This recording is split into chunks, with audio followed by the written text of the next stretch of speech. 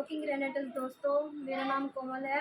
मैं हरिद्वार से बिलोंग करती हूँ और मैंने कुछ टाइम पहले अपनी फ्रेंड को फूड सप्लीमेंट दिया था। तो आइए पूछते हैं उन्हीं से क्या रिजल्ट है। मैम आपका नाम?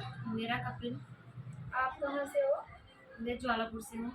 जी मैम, आपको क्या प्रॉब्लम थी? मेरे मतलब कि गैस बनता था, मेरा बीपी लो होता था। जी देखिए काफ़ी मतलब समस्या थी मुझे, बीपी लो की ज़्यादा थी, सिर में दर्द था मेरा। जी मतलब कि 1 हफ्ते से मैं दवाई खा रही हूँ, जी।